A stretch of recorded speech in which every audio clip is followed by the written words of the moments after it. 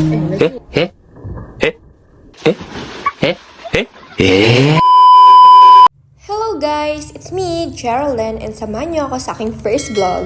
Maaga nga pala kaming gumising dyan dahil imimit nga namin yung girlfriend ng kuya ko. Pagkatapos kong maligo, nag-apply lang ako ng konting makeup dyan dahil baka pag sumobra, tutubo na naman yung mga pimples ko. And for my final look, simple nga lang yung outfit natin dyan dahil maligo nga lang kami ng ilog. Pero bago yan, kahapon nga, nanungkit muna kami ng buko dahil gagawa ko ng buko salad. Nahirapan pa nga kami dyan dahil sobrang bigat ng panungkit. May pinuntahan kasi si Papa kaya kami na ang gumawa.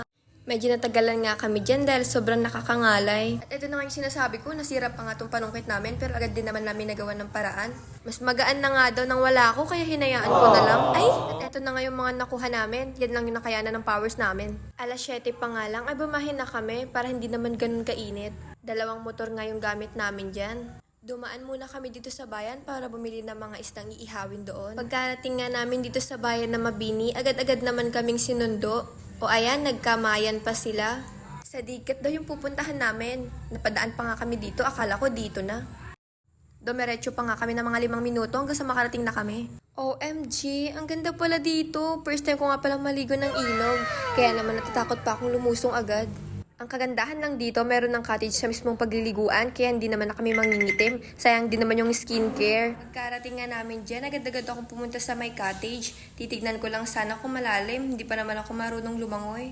Tumambay nga lang kami dyan ng mga ilang minuto habang hinihintay namin maluto yung mga pagkain. Hindi pa nga kami pinaligo agad dyan nila mama. Hintayin pa daw namin yung mga kasama namin. O diba, para naman kaming kukunin ng Serena. Tinawag na nga nila kami dyan para bumalik sa kabilang cottage para kumain. Ito na nga palang ginawa ko kahapon. Natatakam tuloy ako dito sa iniihaw nila oh. Sayang naman yung diet. Dumating na nga din pala yung mga kasama namin. Uy, bakit may pahawak ng kilikili eh? Andito na nga rin pala yung girlfriend ng kuya ko. O diba, ang ganda?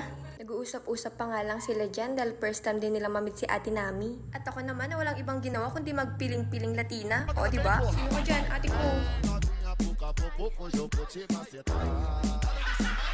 Kompleto na nga kami dyan kaya naman kumain na kami. Anong oras na din nung natapos kaming magluto. Itong inihaw nga palang pusit ang kinuha ko. Hindi na rin ako nagkanin. Enjoy na enjoy naman ni ate yung food oh. At ayan, medyo manghanga yung sausawan. Pagkatapos nga namin kumain, hindi na kami nakapaghintay ng kapatid ko at nagbalsa na kami dyan. Hindi na nga namin pinapansin yung tirik ng araw dahil sa pagka-excite. Sinabihan din kami na huwag kaming lumayot, baka malunod kami.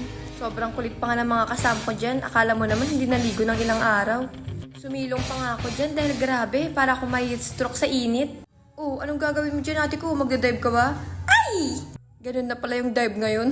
Hindi na nga pala kami natakot lumangoy-langoy dyan dahil meron namang balsang pagkakapitan. Sobrang labo na nga ng tubig dahil nagstay na lang kami sa pwesto namin. Maghapon nga kaming nagbabad dyan at in-enjoy na rin namin dahil minsan lang kami makapunta dito. Pagkatapos nga naming maligo, nag-base na rin kami at kumain. O ayun oh, di pala masyadong nakaka-sunburn ang tubig tabang. Grabe oh, nagutom si mother.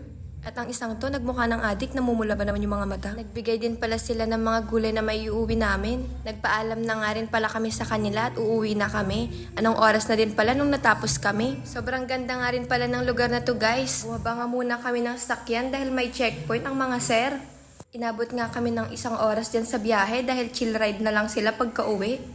Hay, nakikita ko palang to police station, tinatamad na naman akong pumasok bukas. Pagkarating nga namin sa bahay, naligo na ako at nag-ayos. Yun lamang muna guys. Thank you sa panonood. See you in my next vlog.